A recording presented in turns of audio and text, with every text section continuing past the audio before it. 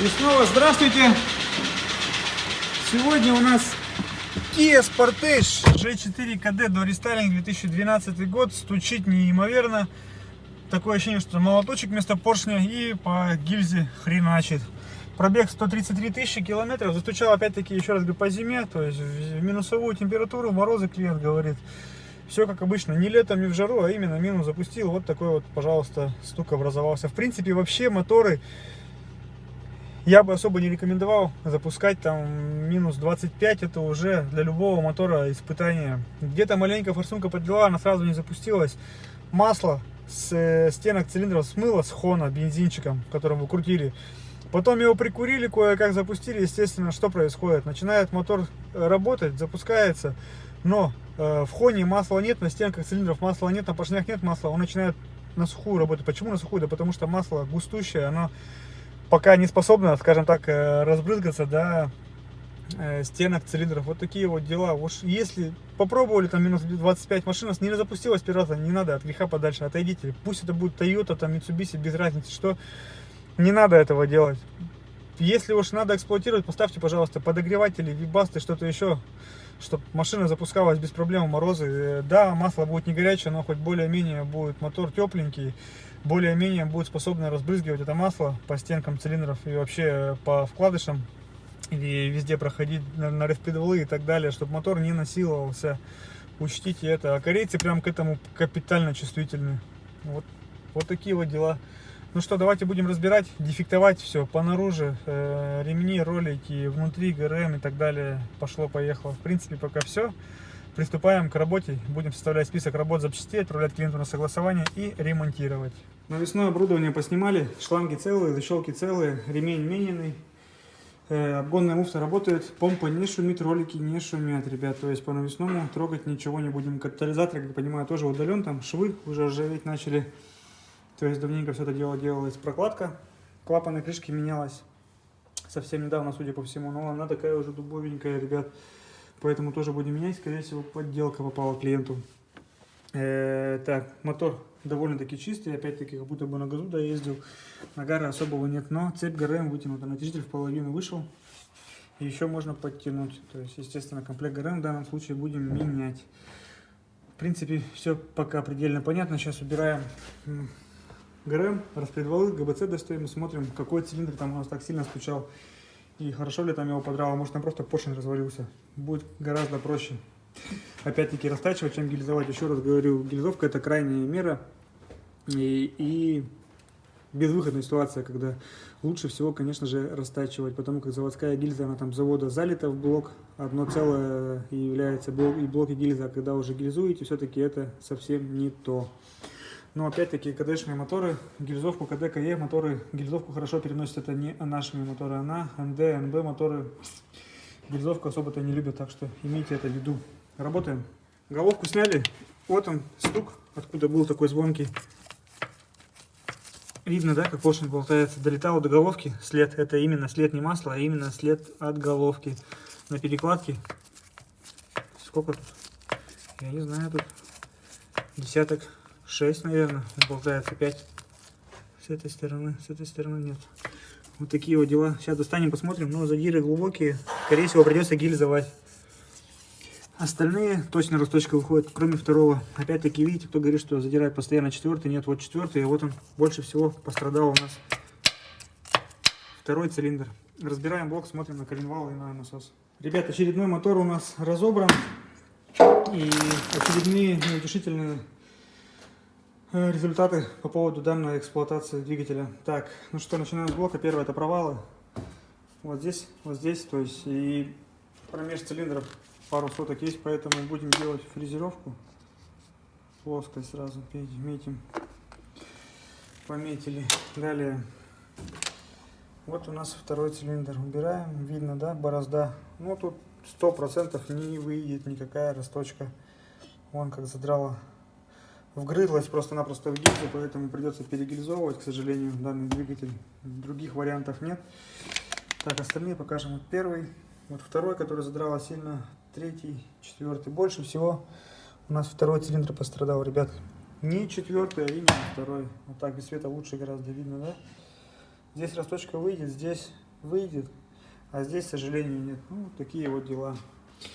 Коленвал, слава богу, в размере. Микрометром пробежались, посмотрели коренные шатуны. Сотка в сотку, все хорошо. Но вкладыши мутные. Их стружкой мелко-мелко поело хорошо. Матовые стали они. Поэтому будем менять что корень, что шатун. Естественно, насос пострадал.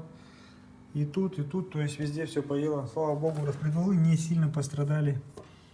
Да, есть потертости, но они небольшие, хотя и фильтра не было. Все это дело живое. Остается муфты, разберем, сейчас посмотрим. Много-немного там их стружки поршня. Третий. Вот так это дело выглядит. Первый. Кольца, между прочим, не сильно залегшие. И нагару не сильно много. Четвертый. Видно, да? Колечки еще более-менее живые. И второй вот этот вот, который колотил, по головке доставал след. Если вот здесь видно, что маслица подлетала, а тут прямо видно оттесок от головки. На головке тоже след на перекладке. Вот такие вот дела, ребят. Сейчас составляем список работ, список запчастей. Гильзовка, вот это вот, конечно же, ненужная вещь. Ну, что делать? ГРМ.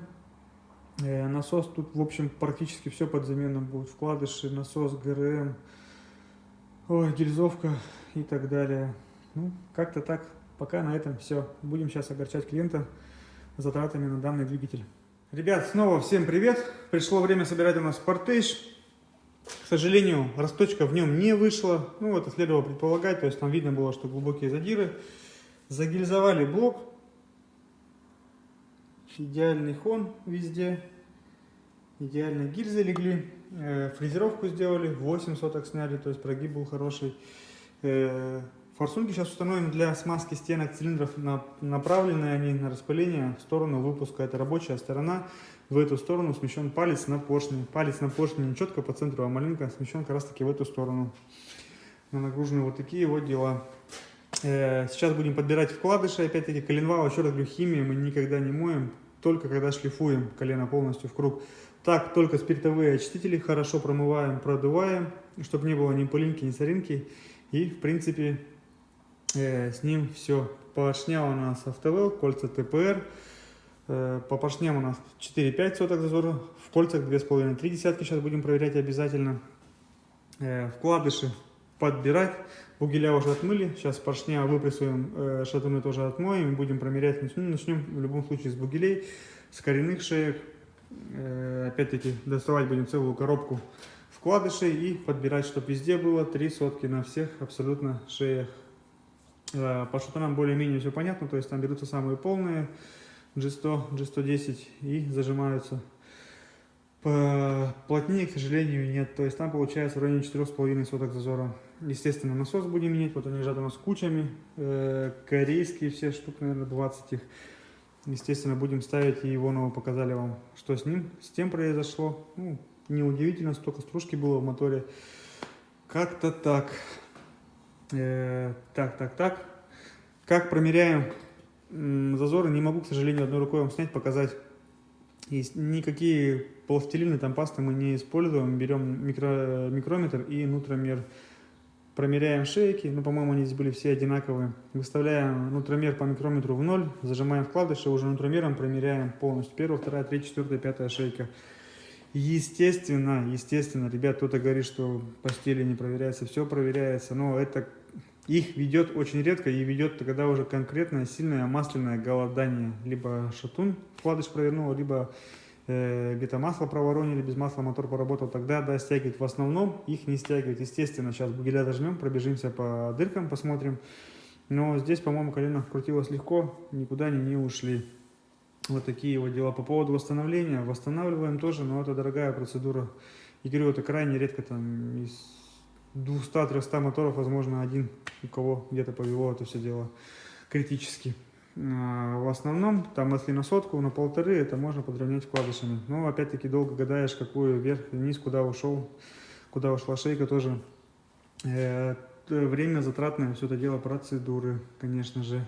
Вот поэтому мы всегда говорим, когда зажали коленвал, он должен крутиться пальцем. Посмотрите ниже видео про эти коренные шейки, мы сколько раз говорили, коленвал всегда должен крутиться пальцем. Если зажимает, разбирайте, смотрите, что-то не так. Такого быть не должно. Либо коленвал кривой, либо куда-то какая-то шейка ушла. Коленвал тоже проверяется, то есть призма ложится, индикатор и крутится, смотрится по ходу прямой, не прямой. Все это элементарно делается. Так, ну что, давайте будем приступать к промеру вкладыша и сборке блока. Блок у нас, ребят, собран и готов к дальнейшему монтажу автомобиль. Каждый поршень помечен, потому что там полсотки в сотку отличается. Первый, второй и так далее. В общем-то, СТД, все это видно. Крутится, ребят, рукой, по зазорам все идеально. Корень 3 сотки, везде все 5 шеек коренных шатунные, 4,5 сотки, это 5.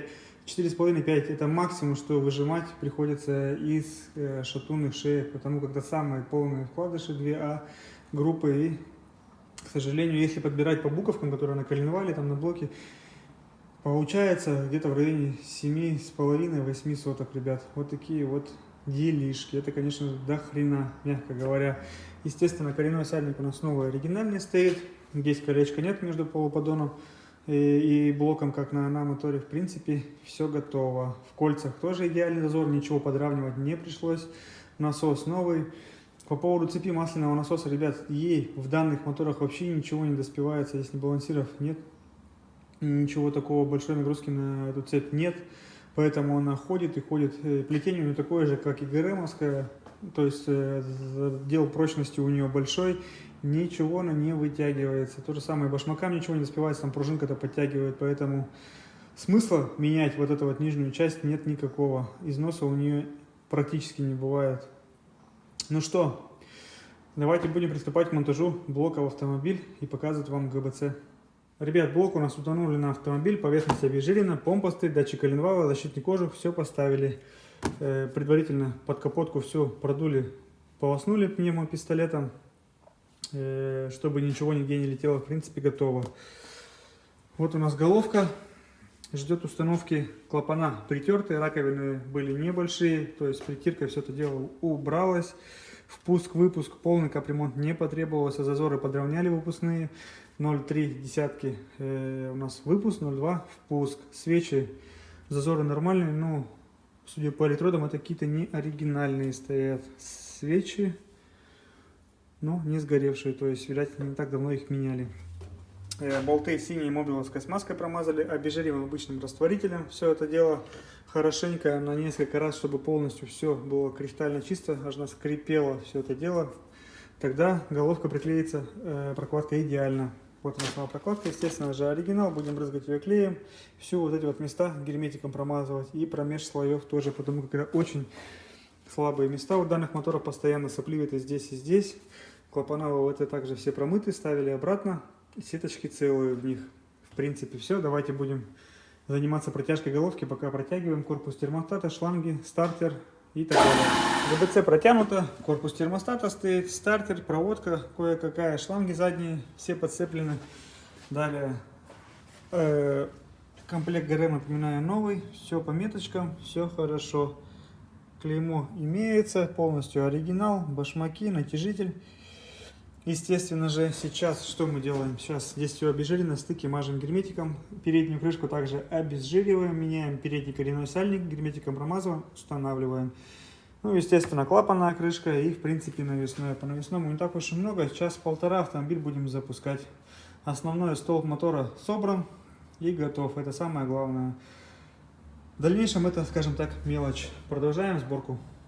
Автомобиль полностью у нас собран и готов к первому запуску. Дроссель помыли, не было шайбочки на хомуте воздушного фильтра. Поджали, все затянули, чтобы воздух с грязью не сосало. Старый антифриз выкачали, новый залили больше уровня, как обычно, то есть прокачает, уйдет. По ободному я говорил, то есть тут недавно все это дело было минимум, вон надписи стерлись еще. Большой поддон, 7 литров масла залазит на первую заливку, так как он полностью пустой. Двигатель.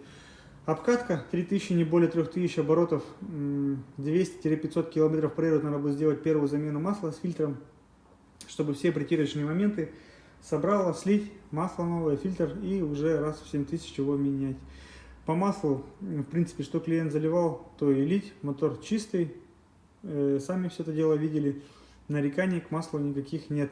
По поводу стоимости в районе 125-126 тысяч вышло за все про все, с гильзовкой, со вкладышами, с насосом, с ГРМом, полностью со всем, с маслом, с антифризом, со всеми материалами. То, что потребовалось для сборки двигателя. Ну, как бы недешево, да, но опять-таки поменяли практически все в двигателе.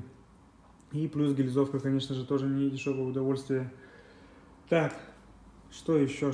Да, в принципе, все. Бензин 95-й, потому как октан выше, детонации гораздо меньше.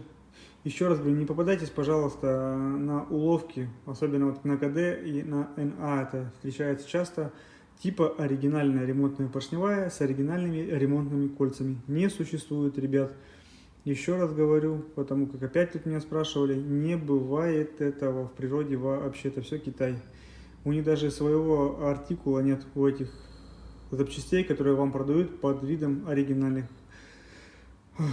То есть каталожный номер оригинальный, да, но там стандартный поршень должен лежать, а положили 0,5, ну, то есть это уже должно наводить на сомнения. Так что будьте аккуратны, бдительны, когда вам это впаривают, втюхивают, как еще назвать, я не знаю.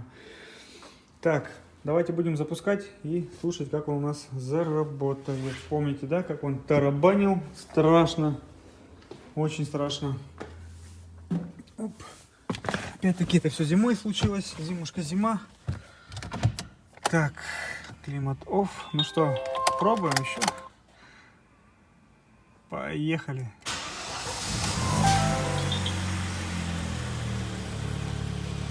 Запустилась, заработала. Видно, слышно, что без катализатора автомобиль. Ну и задняя банка, походу, помаленьку начинает подгнивать. Рыкает, чуть-чуть дорыкает. Работает ровно, работает тихо. Пробег еще раз зафиксировали. Сейчас будем прогревать до рабочей температуры, прогазовывать, смотри, чтобы где шланги не бежали, прокладки и сальники. Ставить защиты, автомобиль можно выдавать. Год у нас 2012, пробег 133, стоимость я сказал. Слушаем снаружи и заканчиваем.